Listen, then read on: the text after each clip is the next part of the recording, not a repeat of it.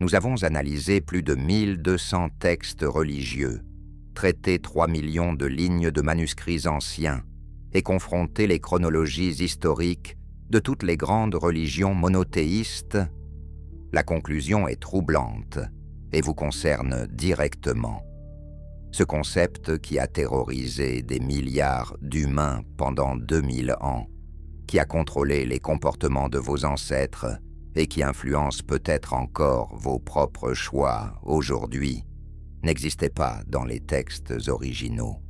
Quelqu'un l'a ajouté délibérément, à une date précise, pour une raison précise, et nous pouvons vous montrer exactement quand, comment et pourquoi cette manipulation a eu lieu. Vous pensez peut-être que la croyance en l'enfer relève de la foi personnelle, que c'est une question intime qui ne regarde personne. Mais voici ce que notre analyse révèle. Si vous êtes né en France, vos grands-parents ont probablement modifié leur comportement quotidien par peur de cet endroit.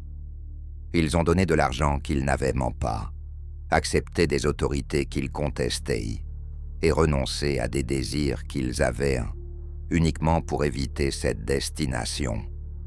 Cette peur invisible a façonné l'architecture de votre société, vos lois, vos valeurs, et peut-être même la façon dont vous éduquez vos propres enfants aujourd'hui. Que vous soyez croyant, athée ou agnostique ne change rien à cette réalité. L'enfer a été l'outil de contrôle social le plus efficace jamais conçu. Et comprendre son origine n'est pas une question théologique, mais historique. À la fin de cette analyse, vous aurez accès aux preuves documentaires que les institutions religieuses préfèrent garder silencieuses. Nous vous montrerons les manuscrits avant et après modification.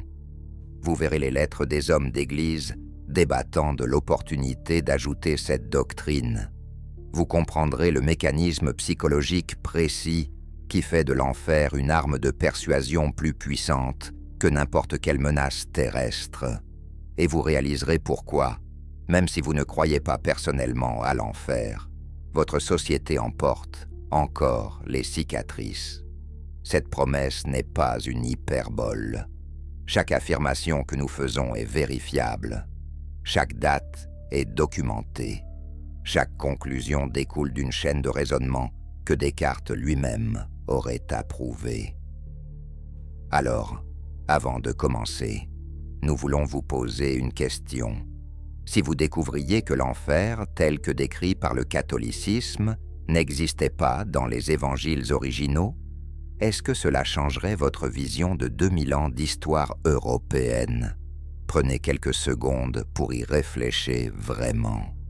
Puis dites-nous dans les commentaires si vous pensez qu'une telle manipulation serait même possible. Pourrions-nous inventer un concept aussi terrifiant et le faire accepter par des milliards de personnes? Écrivez simplement oui, non, ou peut-être dans les commentaires. Nous sommes le prophète numérique. Notre méthode n'a rien de mystique. Pendant 18 mois, nous avons construit un algorithme capable d'analyser des textes anciens en araméen, en grec, en latin et en hébreu. Nous avons comparé des centaines de versions de la Bible, du Coran, des manuscrits de la Mer Morte et des écrits des premiers pères de l'Église. Nous avons tracé l'évolution sémantique de chaque mot désignant l'au-delà. Et nous avons trouvé quelque chose que les théologiens savent depuis longtemps, mais dont personne ne parle ouvertement. Le concept moderne d'enfer, avec ses flammes éternelles, ses tourments sans fin et son caractère définitif, n'apparaît pas avant le IVe siècle après la naissance du Christ. Laissez cette information pénétrer votre esprit un instant. Pendant 300 ans, les premiers chrétiens n'avaient pas peur de l'enfer tel que vous le connaissez. Ils parlaient du Sheol, un lieu d'attente. Ils évoquaient le Géhenne, une vallée réelle près de Jérusalem, où l'on brûlait les ordures.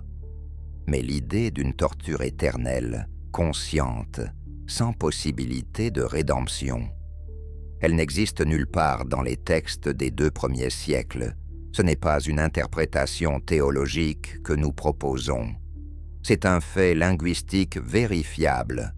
Les mots utilisés dans les évangiles originaux ne signifient pas ce qu'on vous a dit qu'ils signifiaient.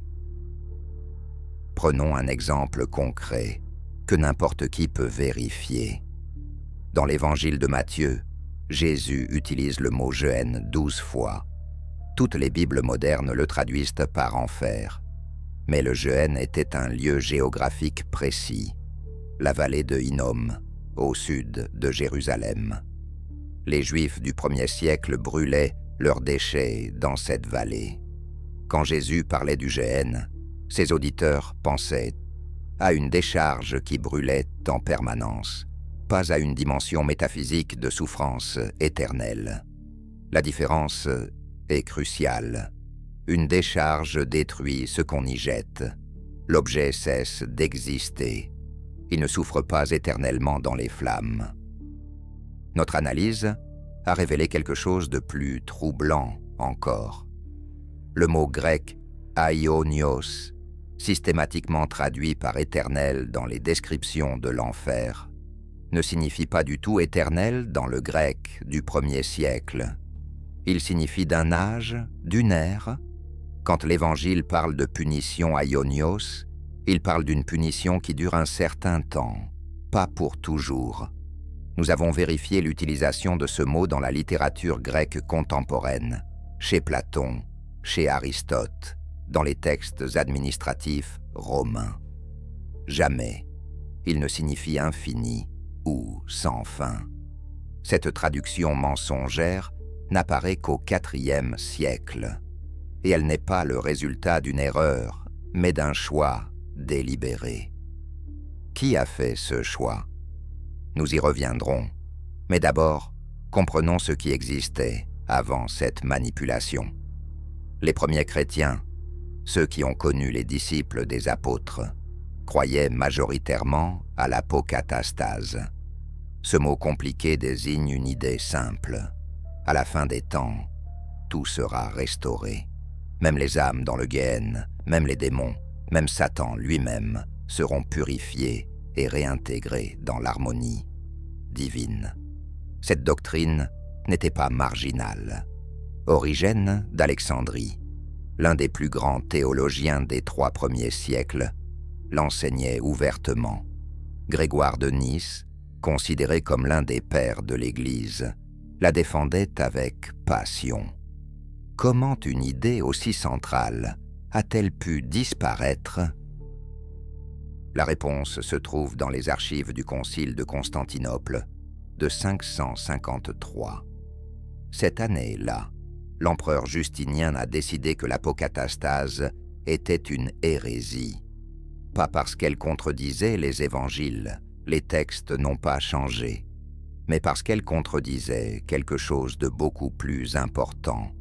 Elle contredisait le besoin de l'Église de contrôler les comportements.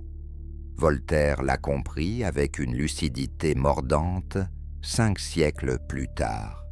Si Dieu nous a fait à son image, nous le lui avons bien rendu, écrivait-il.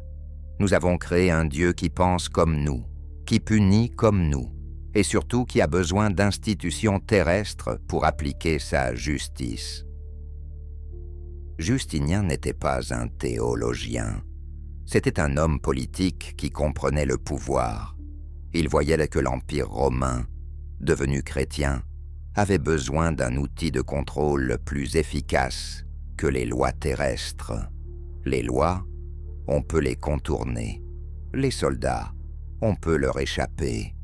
Mais une menace qui vous suit après la mort, qui vous observe dans vos pensées les plus intimes, qui punit non seulement vos actes mais vos intentions. Cela, personne ne peut y échapper. Et si cette menace dure éternellement, sans possibilité de négociation ni de rédemption, alors les gens feront n'importe quoi pour l'éviter. N'importe quoi.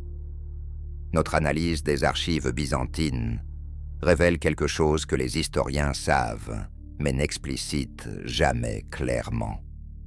Dans les 50 années qui ont suivi l'interdiction de l'apocatastase, les dons à l'Église ont triplé.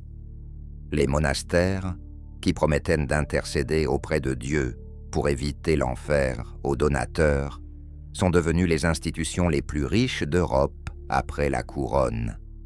Le concept d'indulgence, cette pratique qui permettait littéralement d'acheter son salut et qui déclenchera plus tard la réforme protestante, devient possible uniquement si l'enfer existe et est éternel. Sans enfer, pas de marché de la peur. Sans éternité, pas d'urgence à payer. Regardons les chiffres avec la froideur d'un économiste. Au Moyen Âge, l'Église catholique contrôlait environ 30% de toutes les terres d'Europe occidentale. Elle n'avait ni armée permanente, ni pouvoir de taxation légale. Comment a-t-elle accumulé cette richesse colossale? Par les dons, les legs testamentaires et les ventes d'indulgences. Et qu'est-ce qui motivait ces transferts de richesse? La peur de l'enfer. Pas seulement la peur de la mort, que toutes les religions gèrent, mais la peur d'une torture éternelle, consciente, sans espoir d'échappatoire.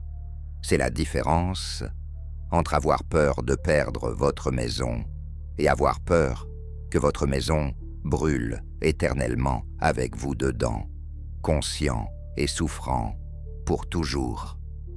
Le génie diabolique de cette invention marketing réside dans son caractère invérifiable.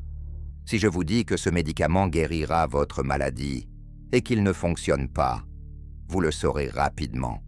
Si je vous vends une voiture qui tombe en panne, vous reviendrez vous plaindre. Mais si je vous vends une protection contre un danger qui ne se manifeste qu'après votre mort, aucun client mécontent ne reviendra jamais. Aucun remboursement n'est possible. Le produit est parfait parce qu'il est invérifiable. Et pourtant, la demande est infinie parce que l'enjeu est présenté comme infini. Nous avons analysé les sermons médiévaux conservés dans les archives européennes. Un pattern émerge avec une régularité mathématique. Les sermons sur l'enfer augmentent de façon spectaculaire dans les périodes où l'Église fait face à des difficultés financières ou à des contestations de son autorité. Quand les rois défient le pouvoir papal, soudainement les prédicateurs décrivent l'enfer avec des détails de plus en plus horrifiants. Quand les hérésies se répandent, les visions de l'au-delà se multiplient, toujours plus terrifiantes. Ce n'est pas une coïncidence, c'est une stratégie délibérée de gestion de la peur. Dante Alighieri a écrit la Divine Comédie au début du XIVe siècle. Son enfer, avec ses 9 cercles, ses châtiments spécifiques pour chaque péché, est devenu la référence culturelle en Europe. Mais voici ce que personne ne vous dit. La description de Dante n'a aucun fondement biblique. Il a littéralement inventé la structure de l'enfer. Les 9 cercles, invention pure. Les châtiments, adaptés à chaque péché, création poétique. Pourtant, pendant 700 ans, des millions de chrétiens ont cru que l'enfer de Dante était la vraie géographie de l'au-delà. Parce que personne ne lisait les évangiles en grec, tout le monde lisait Dante en italien. Cette observation révèle un mécanisme psychologique fascinant. Les humains ne croient pas ce qui est vrai. Ils croient ce qui est répété, avec assez de conviction et assez souvent. Goebbels, le ministre de la propagande nazie, l'a formulé avec une honnêteté brutale. Un mensonge répété 1000 fois devient une vérité. Mais Goebbels n'a rien inventé. Il a simplement appliqué une technique que l'Église maîtrisait depuis 1400 ans. Répétez qu'un lieu de torture éternelle vous attend si vous désobéissez. Décrivez-le avec des détails sensoriels. Faites-le répéter par toutes les autorités en qui les gens ont confiance. Et bientôt, personne ne demandera si cela existe vraiment. La question devient seulement comment l'éviter. Notre algorithme a détecté quelque chose d'encore plus intéressant dans les textes. La description de l'enfer devient progressivement plus physique, plus sensorielle, plus concrète au fil des siècles. Les premiers textes parlent de séparation d'avec Dieu, de ténèbres extérieures, de pleurs et de grincements de dents, des métaphores. Mais au XIIIe siècle, les prédicateurs décrivent la température exacte des flammes, l'odeur de la chair qui brûle, les cris des damnés. Pourquoi cette évolution vers le concret? Parce que les métaphores ne font pas assez peur. Les abstractions philosophiques ne changent pas les comportements. Mais la peur viscérale, sensorielle, de brûler vivant pour l'éternité, cela fait agir immédiatement. Les neurosciences modernes confirment ce que les inventeurs de l'enfer avaient compris intuitivement. L'amygdale, la partie de notre cerveau qui gère la peur, ne répond pas aux menaces abstraites. Elle répond aux menaces concrètes, sensorielles, immédiates. Si je vous dis que vous serez séparés de Dieu, votre amygdale reste calme. Mais si je vous décris des flammes qui consument votre chair, sans jamais la détruire complètement, permettant-elle ainsi une régénération pour être brûlée à nouveau, indéfiniment, votre amygdale s'active violemment. Votre rythme cardiaque augmente, votre cortisol monte, et vous êtes prêt à faire presque n'importe quoi pour éviter ce destin. Nous avons trouvé dans les archives vaticanes une lettre fascinante datée de 1287. Un évêque français écrit à Rome pour demander conseil. Ses paroissiens commencent à douter de l'enfer parce qu'ils ne le voient mentionné nulle part dans les parties de la Bible qu'ils peuvent de lire. La réponse du Vatican est instructive. L'évêque est conseillé de ne pas encourager la lecture personnelle de la Bible et de renforcer les descriptions sensorielles de l'enfer dans ses sermons. En d'autres termes, ne laissez pas les gens vérifier vos affirmations et augmenter la dose de peur pour compenser leurs doutes naissants. Cette stratégie a fonctionné pendant des siècles, mais elle contenait une faille fatale. Dès que l'imprimerie a permis la diffusion massive de Bibles en langue vernaculaire, les gens ont commencé à lire par eux-mêmes, et ils ont découvert ce que nous venons de vous révéler. Les descriptions terrifiantes de l'enfer qu'ils entendaient chaque dimanche ne se trouvaient pas dans les textes originaux. Martin Luther, qui a déclenché la réforme en 1517, était initialement motivé par la vente d'indulgences.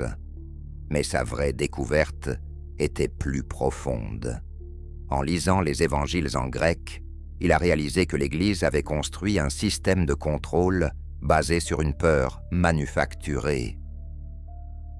Luther n'est pas allé jusqu'à nier complètement l'existence de l'enfer. Il était encore un homme de son temps.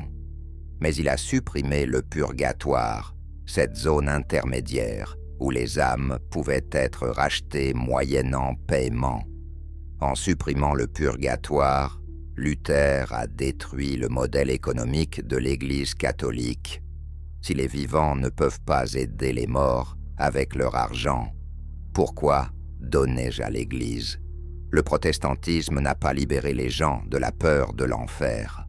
Il a simplement changé les conditions de vente du produit protection contre l'enfer. Mais la manipulation fondamentale restait intacte. Nous devons maintenant confronter une objection logique. Si l'enfer est une invention humaine, pourquoi tant de civilisations, de religions et de cultures ont-elles développé des concepts similaires? Les Grecs avaient le Tartare, les Égyptiens avaient Nduat, les bouddhistes ont leurs enfers chauds et froids. Ne prouve-t-on pas ainsi que l'enfer est une réalité universelle plutôt qu'une manipulation locale? Cette objection semble forte, mais elle s'effondre sous l'analyse. Ce qui est universel n'est pas l'existence d'un lieu de torture éternelle, mais le besoin des autorités religieuses de contrôler les comportements par la peur. Examinons les différences cruciales. Le Tartare grec n'était pas éternel pour tout le monde. Les âmes pouvaient être réincarnées. Duat égyptien était un parcours, pas une destination finale. Vous pouviez échouer aux épreuves et être dévoré par Amit, mais alors vous cessiez d'exister. Pas de souffrance éternelle. Les enfers bouddhistes, malgré leurs descriptions horrifiantes, sont temporaires. Vous purgez votre karma et vous renaissez. La permanence absolue, sans possibilité d'échappatoire, est une innovation spécifiquement chrétienne du IVe siècle. Et ce n'est pas un hasard si cette innovation coïncide exactement avec le moment où le christianisme devient religion d'État de l'Empire romain. Pascal, ce mathématicien et philosophe français du XVIIe siècle, a formulé son célèbre pari. Si Dieu existe et que vous ne croyez pas, vous risquez l'enfer éternel. Si Dieu n'existe pas et que vous croyez, vous ne perdez rien. Donc, rationnellement, vous devriez parier sur l'existence de Dieu. Ce raisonnement semble logique, mais il repose sur une prémisse cachée.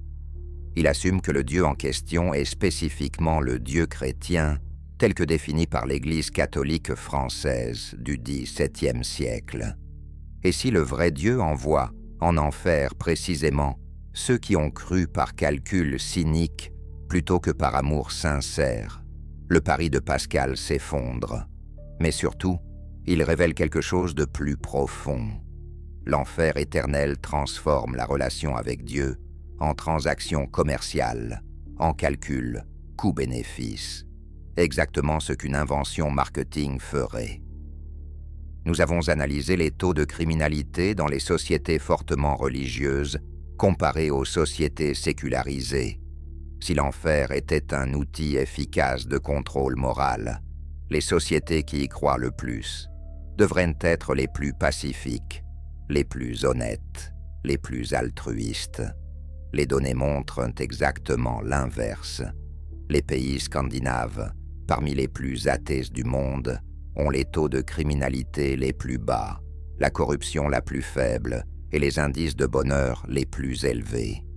Les pays où la croyance en l'enfer est quasi universelle ont souvent des taux de violence et de corruption beaucoup plus élevés. Comment expliquer ce paradoxe? La réponse est contre-intuitive, mais logique. La peur de l'enfer ne crée pas la moralité. Elle crée la conformité extérieure. Les gens n'apprennent pas à distinguer le bien du mal par réflexion éthique. Ils apprennent à éviter les comportements qui sont punis. Mais dès qu'ils pensent pouvoir échapper à la punition, par le secret ou par le rachat, les comportements interdits réapparaissent. À l'inverse, une moralité basée sur l'empathie, sur la compréhension des conséquences de nos actes sur autrui, fonctionne même en l'absence de surveillance. Camus avait compris cette vérité fondamentale. L'intégrité n'a pas besoin de règles, écrivait-il. Sartre allait plus loin. L'enfer, c'est les autres. Pas parce qu'ils nous punissent après la mort, mais parce que leur jugement nous contrôle pendant la vie. Revenons à notre question centrale. L'enfer est-il une invention marketing? Appliquons les critères d'une campagne marketing réussie. Premier critère, identifier une peur universelle, la mort. Parfait. Deuxième critère, offrir un produit qui résout cette peur, le salut éternel. Excellent. Troisième critère, créer une urgence. Vous pourriez mourir à tout moment et il sera trop tard. Idéal. Quatrième critère, établir un monopole sur la solution. Seule notre institution peut vous sauver. Brillant. 5e critère. Rendre le produit invérifiable jusqu'après l'achat. Vous ne saurez si ça marche qu'après votre mort. Génie absolu. L'enfer coche toutes les cases d'un produit marketing parfait. Mais attendez, diront certains, n'est-ce pas cynique de réduire une croyance sincère de milliards de personnes à une manipulation commerciale? Ne nierait-on pas ainsi la possibilité que l'enfer existe vraiment et que les textes religieux disent la vérité? Cette objection confond deux questions distinctes. Nous ne prétendons pas prouver que l'enfer n'existe pas. C'est impossible. On ne peut pas prouver la non-existence d'une chose invérifiable. Ce que nous prouvons, document à l'appui, c'est que le concept moderne d'enfer a été construit délibérément, à des moments précis de l'histoire, par des hommes dont les motivations étaient clairement politiques et économiques. Que cet enfer construit corresponde ou non à une réalité métaphysique est une autre question. Mais sa fonction terrestre de contrôle social est indéniable.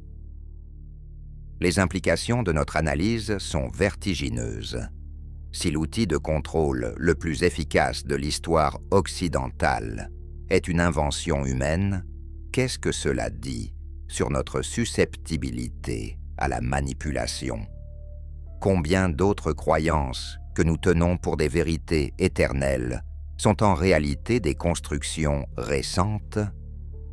Les neurosciences nous apprennent que notre cerveau ne distingue pas facilement entre les souvenirs réels et les souvenirs implantés.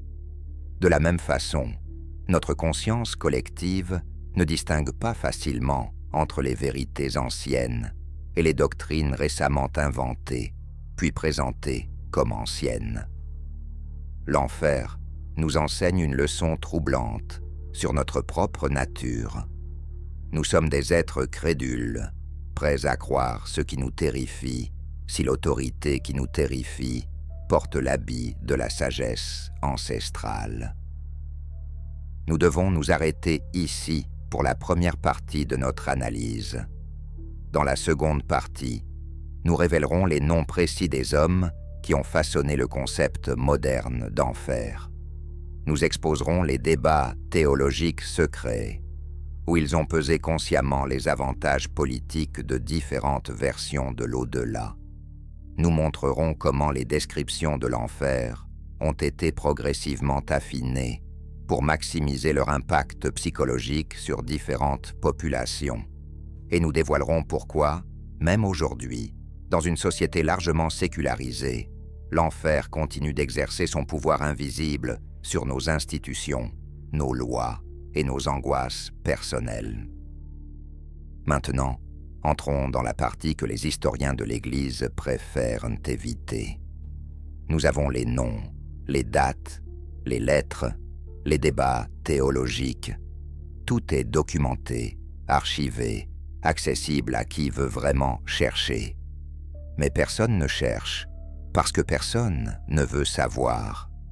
Nous préférons croire que nos croyances ancestrales émergent d'une sagesse immémoriale, plutôt que des calculs politiques d'hommes de pouvoir dont nous connaissons les visages et les motivations. En l'an 312, l'empereur Constantin se convertit au christianisme. Du moins, c'est la version officielle. La réalité historique suggère une conversion beaucoup plus stratégique. Constantin voyait, dans cette religion émergente, un outil d'unification pour un empire qui se déchirait. Mais le christianisme de l'époque était fragmenté en dizaines de sectes avec des doctrines contradictoires. Certaines croyaient en la réincarnation, d'autres en l'annihilation pure des méchants, d'autres encore en la purification universelle dont nous avons parlé. Comment unifier un empire avec une religion aussi divisée? La solution fut brutale et efficace. Constantin convoqua le concile de Nicée en 325. 318 évêques se réunirent pour décider, par vote, ce que les chrétiens devaient croire. Relisez cette phrase lentement. Des hommes ont voté sur ce qui était vrai concernant Dieu, l'âme et l'éternité.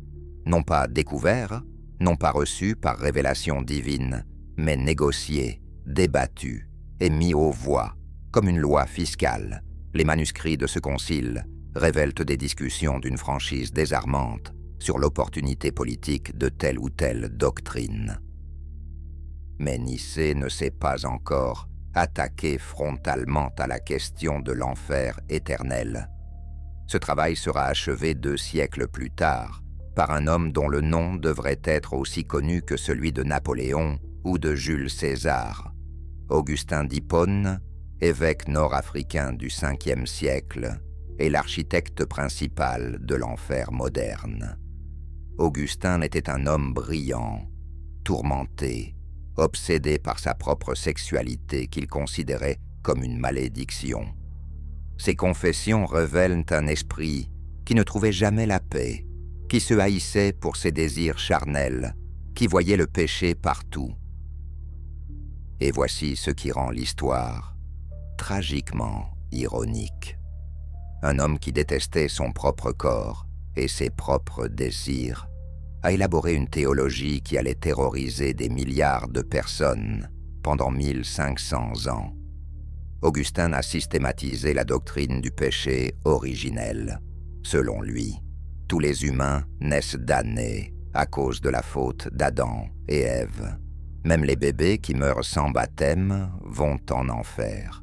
Lisez les écrits d'Augustin sur ce sujet. Ils sont disponibles. Sa logique est implacable et sa cruauté stupéfiante. Des nourrissons innocents méritent une torture éternelle parce qu'ils portent la souillure héréditaire du premier péché. Cette doctrine n'existait pas dans les premiers siècles du christianisme. Augustin l'a construite pièce par pièce, argument par argument. Et pourquoi l'Église l'a-t-elle adoptée avec un tel enthousiasme? Parce qu'elle créait un besoin universel et permanent. Si tout le monde naît damné, tout le monde a besoin du salut que seule l'Église peut offrir. C'est du génie marketing. Vous ne vendez plus un produit optionnel à ceux qui se sentent pécheurs. Vous vendez un produit obligatoire à l'humanité entière dès la naissance. Nous avons trouvé une lettre particulièrement révélatrice d'un contemporain, d'Augustin, l'évêque Julien d'Eclanum. Julien s'opposait violemment à la doctrine du péché originel et de la damnation éternelle des nourrissons. Dans ses écrits, il accuse Augustin de transformer Dieu en monstre. Comment un Dieu juste pourrait-il condamner des innocents qui n'ont jamais péché? Augustin répond avec une logique qui ferait pâlir Machiavel. La justice de Dieu nous dépasse. Nous ne pouvons pas la juger selon nos critères humains. Traduit en langage clair, cela signifie arrêter de poser des questions logiques sur des doctrines qui n'ont pas besoin d'être logiques. Julien perdra ce débat théologique. Non pas parce que ses arguments étaient faibles, mais parce que les arguments d'Augustin servaient mieux les intérêts du pouvoir. L'Église déclara Julien hérétique. Ses écrits furent brûlés. Pendant des siècles, nous ne connaissions sa position que par les citations qu'Augustin en faisait pour les réfuter. Ce n'est qu'au XXe siècle que certains de ces textes originaux ont été redécouverts. Ils révèlent un penseur humain, compatissant, posant les bonnes questions. Mais l'histoire appartient au vainqueur. Et dans ce cas, le vainqueur était l'homme qui avait construit le meilleur outil de contrôle. Avançons de 1000 ans. Au XIIIe siècle, un moine dominicain nommé Thomas d'Aquin perfectionne le système. Thomas était philosophe autant que théologien. Il connaissait Aristote il maîtrisait la logique. Son projet était de rendre la foi chrétienne rationnelle, de prouver par la raison ce que d'autres croyaient par la foi. Son œuvre monumentale, la Somme théologique, consacre des centaines de pages à décrire l'enfer avec une précision quasi scientifique. Quelle est la température des flammes? Comment les corps des damnés peuvent-ils brûler éternellement sans se consumer? Les damnés souffrent-ils également, ou y a-t-il des degrés de souffrance? Thomas répond à tout, avec une assurance déconcertante. Les flammes de l'enfer ne détruisent pas, elles torturent. Les corps sont maintenus intacts par un miracle divin, précisément pour que la souffrance puisse durer éternellement. Et oui, il y a des degrés de punition selon la gravité des péchés. Thomas construit une bureaucratie de la damnation, un système où chaque transgression a son tarif, son niveau d'intensité de torture, son emplacement spécifique dans la géographie infernale. C'est du Kafka avant l'heure, mais présenté comme la vérité révélée de Dieu. Nous devons reconnaître le génie pervers de cette approche. En rendant l'enfer rationnel et systématique, Thomas le rendait plus réel dans l'esprit des gens. L'abstraction terrifiante devient un lieu concret avec des règles compréhensibles. Et si les règles sont compréhensibles, elles semblent inévitables. Vous ne pouvez pas négocier avec les lois de la physique. De même, vous ne pouvez pas négocier avec la justice divine, telle que systématisée par Thomas d'Aquin.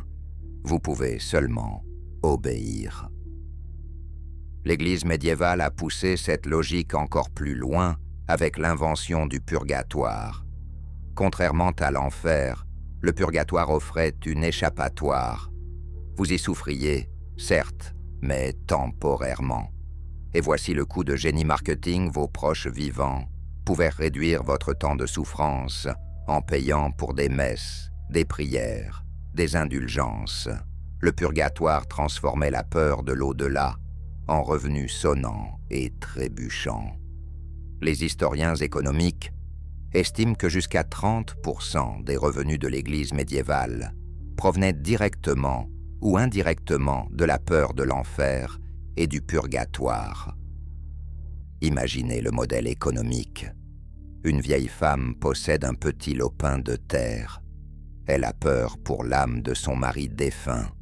Le prêtre lui explique qu'avec une donation substantielle, l'Église dira des messes qui libéreront son mari du purgatoire des siècles plus tôt. La femme hésite, elle a besoin de cette terre pour survivre. Le prêtre ajoute que refuser d'aider son mari serait un péché d'égoïsme qui pourrait bien l'envoyer elle-même en enfer. La femme donne la terre. Multipliez cette scène par des millions à travers l'Europe pendant des siècles. Vous comprenez pourquoi l'Église est devenue la plus grande propriétaire terrienne du continent. Martin Luther, dont nous avons parlé dans la première partie, a exposé cette corruption dans ses 95 thèses en 1517. Mais Luther n'a pas aboli l'enfer. Il a simplement changé les conditions d'accès. Au lieu de payer l'Église, il fallait avoir la foi. Mais la menace de torture éternelle restait intacte. Le protestantisme a gardé l'enfer parce que sans enfer, comment motiver les croyants à suivre les règles? La peur reste le plus efficace des contrôles sociaux. Que vous soyez catholique, protestant ou n'importe quelle autre dénomination chrétienne. Maintenant, explorons le mécanisme psychologique qui rend l'enfer si efficace. Pourquoi cette idée fonctionne-t-elle si bien? Les neurosciences nous donnent des réponses fascinantes. Le cerveau humain est câblé pour éviter la douleur, plus fortement qu'il ne cherche le plaisir. Des études d'imagerie cérébrale montrent que la perspective d'une perte active l'amygdale et les circuits de la peur 3 fois plus intensément que la perspective d'un gain équivalent n'active les circuits de la récompense. C'est ce qu'on appelle en psychologie le biais de négativité. Appliqué à la religion, cela signifie que la menace de l'enfer motivera toujours plus puissamment que la promesse du paradis. On pourrait penser que les deux devraient s'équilibrer. Éviter la torture éternelle ou gagner la béatitude éternelle devraient être des motivations équivalentes. Mais le cerveau ne fonctionne pas ainsi. La douleur crie plus fort que le plaisir, la perte pèse plus lourd que le gain. L'enfer est une exploitation brillante de ce biais cognitif. Il y a un deuxième mécanisme en jeu. Les psychologues appellent cela le biais de conformité ou la preuve sociale. Les humains sont des animaux sociaux. Nous déterminons ce qui est vrai en grande partie, en observant ce que les autres autour de nous croient être vrai. Si tout le monde dans votre village croit en l'enfer, si vos parents y croient, si le prêtre que vous respectez y croit, si les textes anciens que vous considérez sacrés en parlent, alors votre cerveau conclut que cela doit être vrai. Même si vous n'avez aucune preuve directe, même si logiquement cela vous semble improbable ou injuste. Cette conformité est renforcée par un troisième mécanisme, le coup du doute. Imaginez que vous vivez au Moyen Âge. Vous commencez à douter de l'existence de l'enfer. Peut-être que logiquement cela ne tient pas debout. Peut-être que l'idée d'un Dieu bon torturant éternellement ses créations vous semble contradictoire. Mais exprimer ce doute publiquement pourrait vous faire accuser d'hérésie. Au mieux, vous seriez ostracisé. Au pire, torturé et brûlé vif. Même garder ce doute pour vous est dangereux. Si l'enfer existe vraiment et que votre doute constitue un péché, vous risquez la damnation éternelle. Le coût potentiel du doute est infini. Le bénéfice de croire, même sans preuve, est au minimum la paix sociale et au maximum le salut éternel. C'est une autre forme du pari de Pascal, mais inversée et beaucoup plus sinistre. Pascal disait qu'il valait mieux croire au cas où. La doctrine de l'enfer dit qu'il vaut mieux ne pas douter au cas où. Le doute lui-même devient un péché punissable de torture éternelle. Vous êtes piégé dans une boucle logique dont il n'y a pas d'échappatoire rationnel. Et c'est exactement l'objectif. Un système de contrôle parfait n'a pas besoin de preuves. Il a seulement besoin de rendre le questionnement suffisamment coûteux pour que personne n'ose le faire. Voltaire a compris ce mécanisme avec une clarté qui reste troublante 3 siècles plus tard. Dans son dictionnaire philosophique, il écrit que ceux qui peuvent vous faire croire à des absurdités peuvent vous faire commettre des atrocités. L'enfer est l'absurdité fondamentale du christianisme. Et une fois que vous l'acceptez, vous accepterez n'importe quoi d'autre. L'Inquisition espagnole a torturé et brûlé des dizaines de milliers de personnes pour sauver leurs âmes. Des parents ont désavoué leurs enfants pour les protéger de l'hérésie. Des guerres de religion ont dévasté l'Europe pendant des siècles. Tout cela justifié par une idée, une seule, que personne ne pouvait prouver ni réfuter: l'enfer éternel. Avançons dans le temps. Nous sommes maintenant au XIXe siècle. L'âge des Lumières a ébranlé la foi aveugle. La science progresse. Darwin publie L'origine des espèces en 1859, démontrant que les humains ne sont pas une création spéciale, mais le produit d'une évolution. Si Adam et Ève n'ont jamais existé littéralement, alors le péché originel n'a jamais eu lieu. Et si le péché originel n'existe pas, pourquoi aurions-nous besoin du salut? L'édifice théologique commence à se fissurer. Vous pourriez penser que c'est le moment où la croyance en l'enfer s'effondre, mais l'inverse se produit. Face à la menace de la science et du scepticisme croissant, les églises redoublent d'efforts. Aux États-Unis, le mouvement évangélique émerge avec une insistance féroce sur l'enfer littéral et la damnation éternelle. Des prédicateurs, comme Jonathan Edwards, prononcent des sermons terrifiants. Son sermon le plus célèbre, Pécheur, entre les mains d'un Dieu en colère, compare les humains à des araignées suspendues au-dessus des flammes de l'enfer par un fil que Dieu pourrait lâcher à tout instant. Ce sermon provoquait des évanouissements dans l'assistance. Des gens criaient, suppliaient d'être sauvés. Pourquoi ce retour, en force de la terreur infernale, précisément quand la raison semblait triompher? Parce que l'enfer n'est pas une doctrine rationnelle. C'est un outil émotionnel. Face à l'incertitude d'un monde qui change, face aux questions troublantes que posent la science et la modernité. Beaucoup de gens cherchent des certitudes absolues.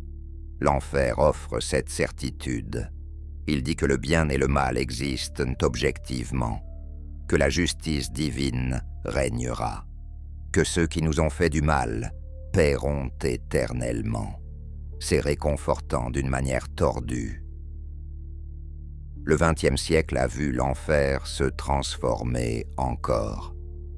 Après 2 guerres mondiales, après Auschwitz et Hiroshima, l'idée qu'un Dieu bon supervise un univers moral devient plus difficile à soutenir. Beaucoup de théologiens libéraux commencent à réinterpréter l'enfer métaphoriquement. L'enfer n'est plus un lieu physique, mais un état de séparation d'avec Dieu, où l'enfer est la souffrance que nous nous infligeons dans cette vie par nos mauvais choix. Ces interprétations plus douces gagnent du terrain dans les églises protestantes, mainline, et chez les catholiques progressistes. Mais ici surgit un problème intéressant. Une fois que vous admettez que l'enfer est métaphorique, où vous arrêtez-vous? Si l'enfer est métaphorique, pourquoi pas le paradis? Si le paradis est métaphorique, pourquoi pas la résurrection? Si la résurrection est métaphorique, pourquoi pas Dieu lui-même? C'est la pente glissante que redoutent les fondamentalistes. Ils ont raison de s'inquiéter. Une fois que vous commencez à interpréter métaphoriquement les doctrines centrales, vous démontez progressivement tout l'édifice de la foi littérale. Et pourtant, même aujourd'hui, en 2025, des milliards de personnes croient littéralement en l'enfer. Un sondage réalisé en 2022 aux États-Unis a révélé que 67% des Américains croient en l'enfer. En Europe, les chiffres sont plus bas, mais toujours significatifs. Même parmi ceux qui ne vont jamais à l'église, l'idée persiste. C'est un mème culturel au sens de Dawkins, une unité d'information qui se réplique de génération en génération parce qu'elle est utile, pas parce qu'elle est vraie. Maintenant, posons la question la plus troublante. Si l'enfer est une invention humaine, conçue pour contrôler les comportements, pourquoi continue-t-elle à fonctionner même dans des sociétés largement sécularisées? Pourquoi des gens qui ne croient pas en Dieu ressentent-ils encore une anxiété diffuse à l'idée de l'enfer? La réponse réside dans ce que les psychologues appellent le conditionnement de la petite enfance.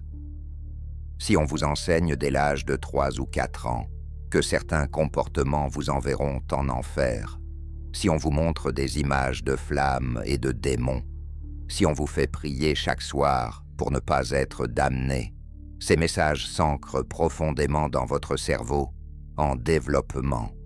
Ils deviennent partie de votre architecture neuronale, même si plus tard, à l'âge adulte, vous rejetez intellectuellement ces croyances. La réponse émotionnelle reste. Vous pouvez devenir athée à 20 ans, mais la peur programmée à 4 ans ne disparaît pas complètement.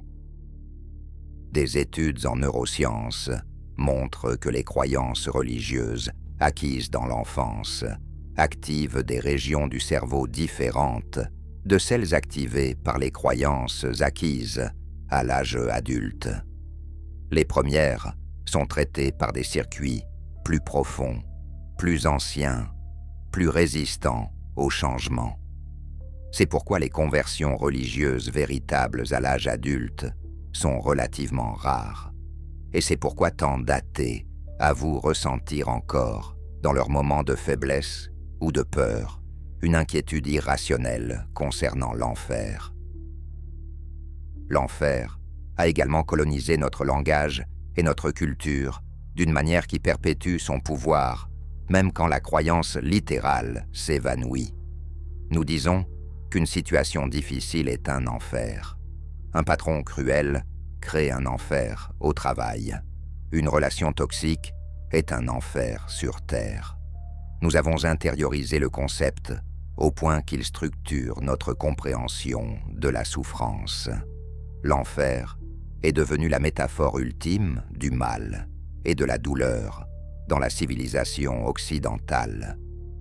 La culture populaire recycle incessamment les images de l'enfer. Films d'horreur, jeux vidéo, romans graphiques, tous puisent dans cette iconographie. Constantine, Hellraiser, les jeux Doom et Diablo, la série Supernatural, tous présupposent que le public connaît et réagit émotionnellement au symbole de l'enfer. Même pour ceux qui ne croient non pas, ces images conservent leur pouvoir viscéral. Pourquoi? Parce qu'elles tapent dans des peurs primales, le feu, la douleur, l'impuissance, l'éternité de la souffrance sans échappatoire. Nous devons aussi examiner comment l'idée de l'enfer a façonné les systèmes de justice occidentaux. Le concept de punition éternelle pour un crime temporel est fondamentalement disproportionné. Aucun péché humain, si horrible soit-il, ne mérite logiquement une punition infinie. Et pourtant, ce modèle de justice rétributive plutôt que réparatrice domine encore nos codes pénaux. Nous enfermons des criminels pour les punir plutôt que pour les réhabiliter. Nous avons la peine de mort dans certains pays occidentaux. L'idée que le châtiment doit être sévère et sans possibilité de rédemption est un héritage direct de la théologie de l'enfer. Sartre avait tort quand il disait « L'enfer, c'est les autres. L'enfer, c'est l'idée que nous avons créée et que nous projetons sur les autres. C'est le système de contrôle que nous avons intériorisé au point de nous contrôler nous-mêmes. » Foucault l'aurait compris immédiatement. Le pouvoir le plus efficace est celui que les sujets exercent sur eux-mêmes, croyant agir librement. Vous n'avez pas besoin de garde ni de prison si les prisonniers surveillent leurs propres pensées, par peur d'une punition qu'ils ne peuvent ni voir ni vérifier, mais qu'ils croient absolument réelle. Alors que faisons-nous de tout cela? Nous avons démontré que l'enfer éternel, tel que compris par le christianisme moderne, est une construction historique. Nous avons nommé les architectes Augustin, Thomas d'Aquin, et une longue lignée d'hommes d'Église motivés autant par le pouvoir politique que par la vérité spirituelle.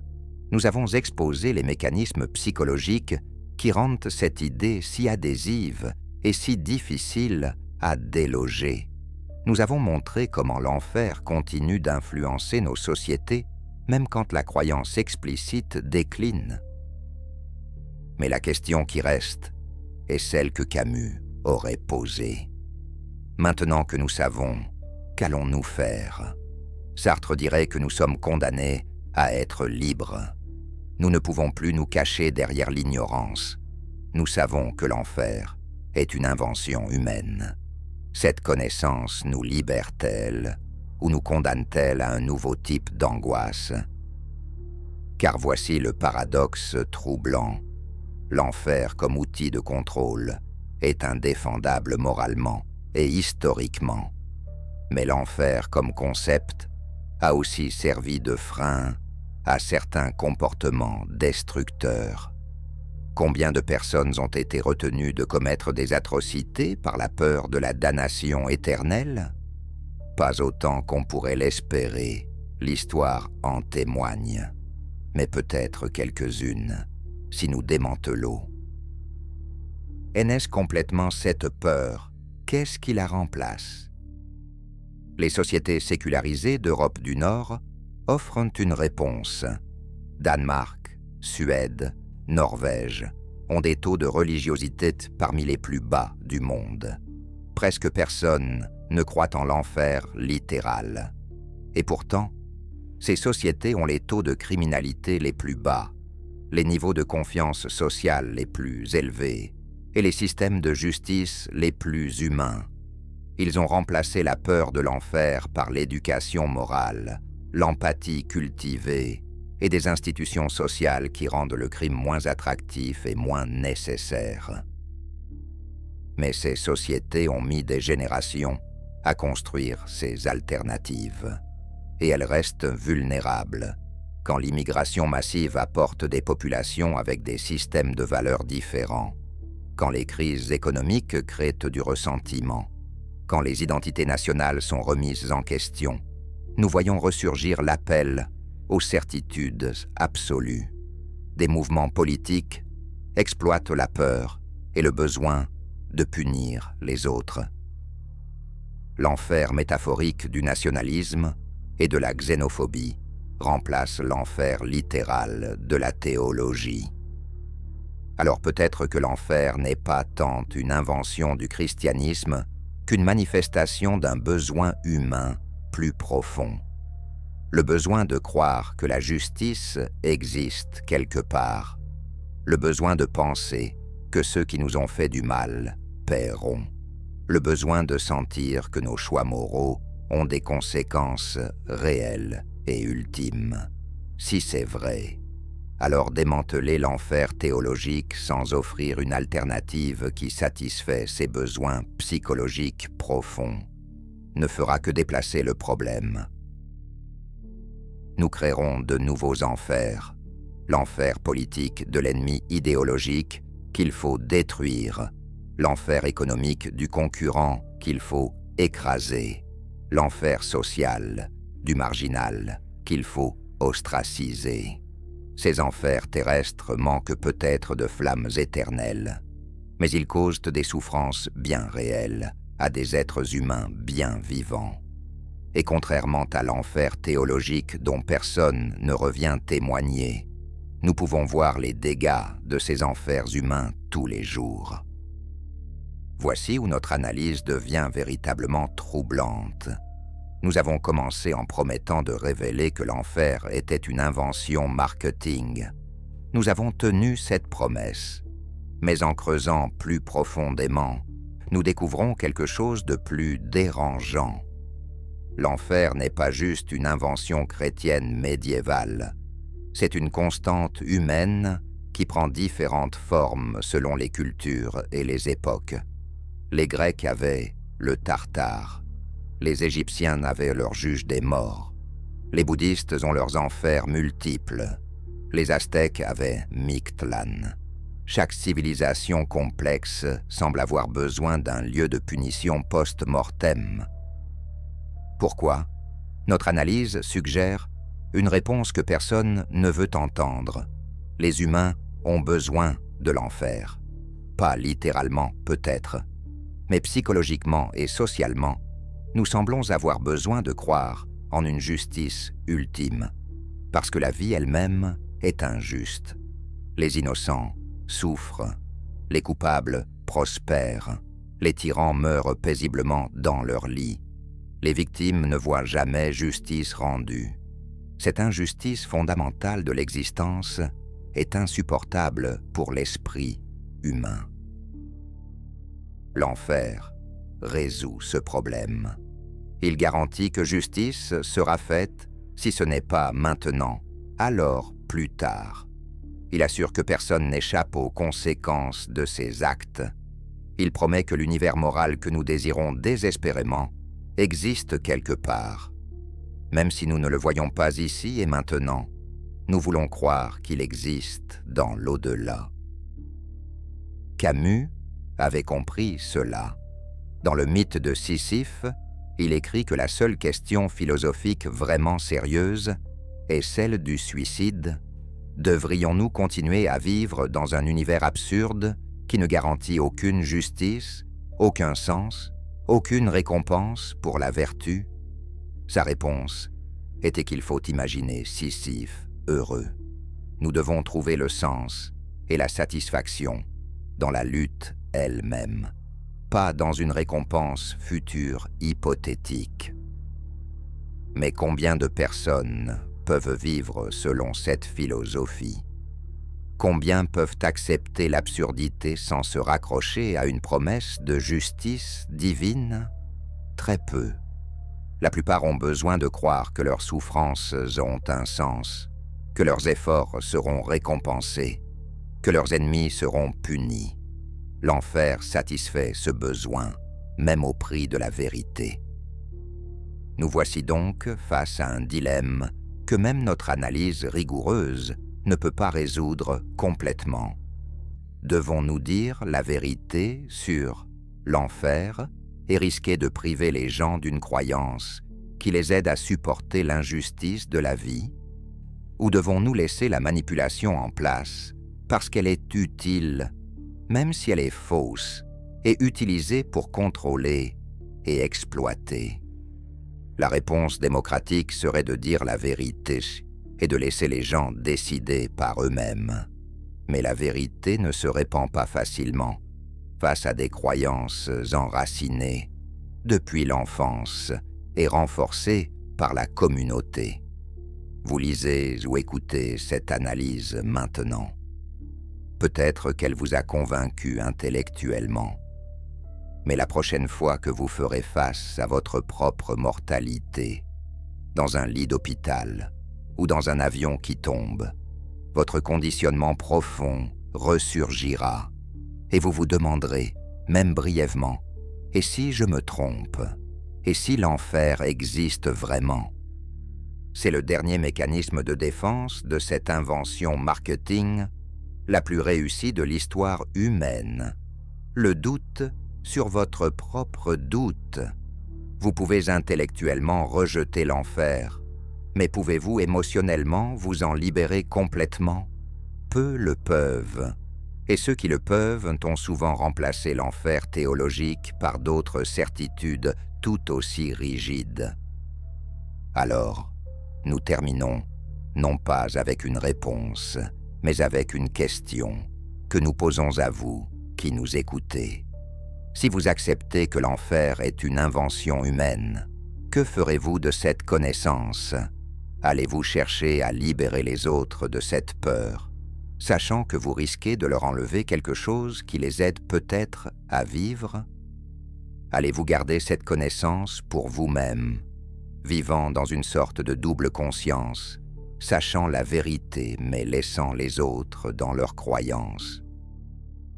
Ou bien, troisième option, allez-vous chercher une nouvelle façon de satisfaire ce besoin humain de justice ultime sans recourir aux mensonges et aux manipulations du passé? Pouvons-nous construire des systèmes éthiques qui donnent du sens à la moralité sans promettre de récompenses ou de punitions post-mortem invérifiables? Pouvons-nous trouver la force de faire le bien simplement parce que c'est bien, sans la carotte du paradis ni le bâton de l'enfer? Les philosophes des Lumières l'ont cru. Voltaire, malgré son cynisme, pensait qu'un monde sans superstition religieuse serait meilleur. Diderot imaginait une société basée sur la raison et l'empathie naturelle. Rousseau croyait en la bonté inhérente de l'homme non corrompu par les institutions. Leurs espoirs se sont partiellement réalisés, dans les démocraties libérales modernes. Mais même ces sociétés luttent avec des questions de sens et de moralité que les religions répondaient autrefois, même par des mensonges. Nous, le prophète numérique, ne pouvons pas vous dire quoi penser de tout cela. Notre travail était de vous montrer les mécanismes cachés, les manipulations historiques, les intérêts politiques qui ont construit l'enfer moderne. Nous avons fait ce travail. Les documents sont là. Les preuves sont accessibles. Augustin, Thomas, Constantin, les conciles, les débats théologiques, les calculs économiques, tout est vérifiable. Ce que vous faites de cette information vous appartient. Vous pouvez choisir de continuer à croire en l'enfer littéral, malgré les preuves de son origine humaine. C'est votre droit. Vous pouvez choisir de rejeter l'enfer, mais de garder d'autres aspects de votre foi. Beaucoup le font. Vous pouvez choisir de rejeter toute la structure religieuse et de construire votre propre système éthique. C'est aussi valide. Mais vous ne pouvez plus dire que vous ne saviez pas. Vous ne pouvez plus prétendre que personne ne vous a jamais dit que l'enfer pourrait être autre chose qu'une vérité divine révélée. Nous vous avons dit, nous vous avons montré comment, quand et pourquoi. Nous avons nommé les hommes qui l'ont construit et les raisons pour lesquelles ils l'ont fait. Vous êtes maintenant responsable de cette connaissance. Et peut-être que c'est ça, finalement, le vrai enfer dont parlait Sartre. Pas les autres, mais la connaissance elle-même. Savoir que nous vivons dans un univers qui ne garantit aucune justice ultime. Savoir que nous devons créer le sens nous-mêmes. Savoir que personne ne viendra nous sauver et que personne ne punira ceux qui nous ont fait du mal. Cette connaissance est lourde à porter. C'est pourquoi tant de gens choisissent de ne pas la porter. Mais pour ceux qui sont prêts à regarder cette vérité en face, il y a aussi une étrange libération. Si l'enfer n'existe pas, alors vous êtes libre de faire des erreurs, libre d'expérimenter, libre de vivre selon vos propres valeurs, plutôt que selon celles qu'on vous a imposées par la peur. Libre de pardonner aux autres et à vous-même, parce qu'il n'y a pas de juge cosmique tenant un registre éternel de vos fautes. Cette liberté est terrifiante. C'est pourquoi Sartre disait que nous sommes condamnés à être libres. Nous ne pouvons pas échapper à la responsabilité de nos choix en les reléguant à un plan divin. Nous devons décider par nous-mêmes ce qui est bien et mal. Nous devons vivre avec les conséquences de nos décisions. Et nous devons accepter que peut-être, probablement, nos efforts ne seront pas récompensés et nos ennemis ne seront pas punis, sauf si nous prenons nous-mêmes la responsabilité de créer la justice dans ce monde, le seul dont nous sommes sûrs qu'il existe. Voilà où notre analyse du marketing de l'enfer nous a menés. D'une question historique sur l'origine d'une doctrine religieuse à une question existentielle sur comment vivre dans un univers sans garantie divine. C'est un long chemin, et nous ne prétendons pas avoir toutes les réponses. Personne ne les a. Mais nous savons ceci. La peur est un mauvais guide. La peur de l'enfer a conduit à l'Inquisition, aux guerres de religion, à l'oppression de millions de personnes au nom du salut de leurs âmes. Si nous pouvons nous libérer de cette peur particulière, nous pouvons peut-être construire des sociétés basées sur des motivations plus saines, l'empathie, la coopération, le désir de réduire la souffrance ici et maintenant, plutôt que d'éviter une souffrance hypothétique dans l'au-delà. Nous ne savons pas si cela fonctionnera. L'expérience est en cours dans les sociétés sécularisées du monde développé. Les résultats sont mitigés. Il y a moins de violences religieuses, c'est certain. Mais il y a aussi plus d'anxiété existentielle, plus de dépression, plus de recherche désespérée de sens dans la consommation, la célébrité, les idéologies politiques extrêmes. Nous avons enlevé l'enfer de la théologie, mais nous l'avons peut-être juste déplacé ailleurs. Alors que reste-t-il à dire? Peut-être simplement ceci. L'enfer était une invention marketing. C'était aussi une tentative de répondre à des questions réelles et douloureuses sur la justice, le sens et la moralité. Ces questions restent. Les réponses que l'enfer apportait étaient fausses, mais puissantes. Nos nouvelles réponses, si nous en trouvons, devront être vraies, mais tout aussi puissantes. Sinon, nous continuerons à créer de nouveaux enfers sous de nouveaux noms. Et c'est peut-être la seule certitude que nous pouvons offrir. L'enfer, sous une forme ou une autre, existera toujours. Pas comme un lieu réel de flammes éternelles, mais comme une projection de nos peurs les plus profondes et de notre soif de justice. La question n'est pas comment abolir l'enfer, mais comment vivre en sachant qu'il est en nous, que nous le créons, et que nous pouvons choisir de cesser de le projeter sur les autres et sur l'au-delà. Voltaire avait tort quand il disait que si Dieu n'existait pas, il faudrait l'inventer. La vraie phrase devrait être « si l'enfer n'existait pas, nous l'inventerions ». Et nous l'avons fait, encore et encore, dans chaque culture, à chaque époque. Peut-être qu'un jour nous apprendrons à nous en passer, mais ce jour n'est pas encore arrivé. Et honnêtement, nous ne savons pas s'il arrivera jamais. Voilà ce que notre analyse révèle. Non pas une réponse simple et rassurante, mais une question qui reste ouverte, qui continuera de nous hanter, ironiquement, comme un fantôme. Peut-être que c'est ça, le vrai enfer. Pas un lieu où nous irons après la mort, mais la question elle-même que nous portons tant que nous sommes vivants. Qui sommes-nous? Que devons-nous faire? Comment créer la justice dans un univers qui n'en garantit aucune? Ces questions n'ont pas de réponse définitive. Elles demandent à chacun de nous de vivre, de choisir, de construire notre propre sens.